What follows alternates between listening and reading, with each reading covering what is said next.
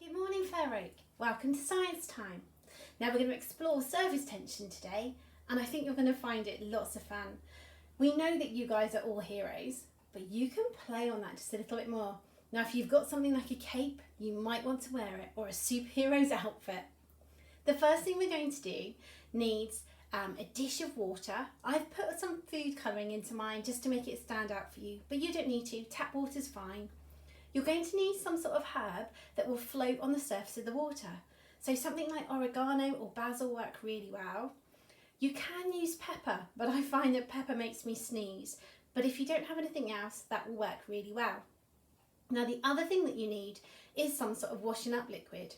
But if you want this to feel a little bit magical, if you want to play a trick on your family, don't let them see the washing up liquid. Right, if you have everything you need, let's get started. The first thing you're going to need to do is to sprinkle some of the herb that you've chosen, so something like the oregano or basil or pepper if you want to, over the surface of the water. So we'll just sprinkle it around so there's some on all of the surface of the water so that you can see it. Perfect. Well, this is the fun part. This is where you need to get a member of your family. And you can say to them, right, how strong do you feel? How much of a superhero are you? Summon up all your superhuman hero strength all into your favourite finger, into your pointing finger. And then what you're going to do with that finger, once you've summoned up all that strength, you're going to put it into the water. Are you ready? Do-do-do-do-do. Nothing happens. Now this is the sneaky part, because then you reenact the same thing and you pretend that you're summoning up all of your superhero powers, but actually your superhero strength comes from a little bit of washing up liquid on your finger.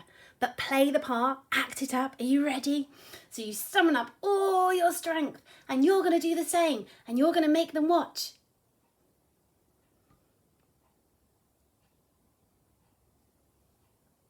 So we had some fun and probably made you feel as mighty as Thor, and the oregano ran away in fear from your superhuman strength.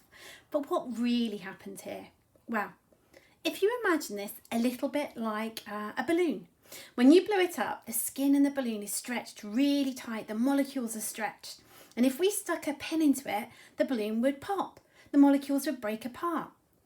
Well, the surface of the water has surface tension.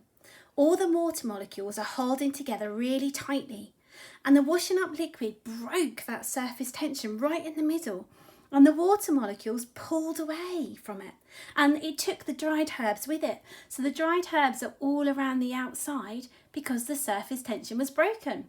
Let's have some more fun with surface tension. So now you've found out that washing up liquid will break the surface tension, you can now really start to have some fun and do some exploring. You could try and find some different liquids in your house, such as shampoo, maybe something like a body wash or shower gel, things like a hand wash, things like vinegar, lemon juice, golden syrup, anything that perhaps you have in the cupboard, obviously that's safe and with permission, but you can now start to explore other liquids. Will other liquids break the surface tension like the fairy liquid did? And then what you could do is you can rank them. So once you get your results, don't forget to predict first what will happen, but once you get your results, you can start to do some comparisons. Maybe you could rank all of your liquids from best to worst at breaking the surface tension. And then once you have that next stage, you can now have even more fun exploring surface tension. The next thing we're going to do is have some fun with surface tension and have some boat races.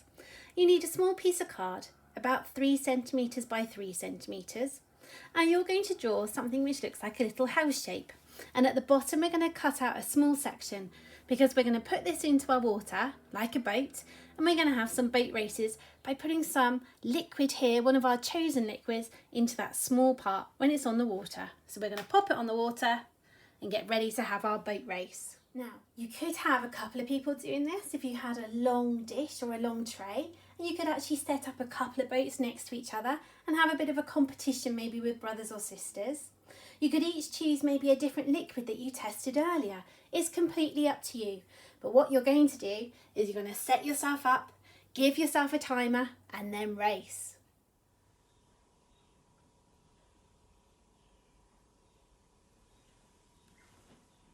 again, you could take it further. You might repeat it with a different temperature of water. Maybe compare your results in warm water or cold water. Which one's better? Why do you think it's better? You might want to repeat it by changing the material that the boat's made of. Maybe make it out of card or paper or tissue paper. Try something completely different. Does that make a difference? I hope you have fun exploring this one. Do some boat races and let me know how it went. As always, please pop it onto the Purple Mash blog for me. I look forward to seeing your results. See you later. Bye for now, guys.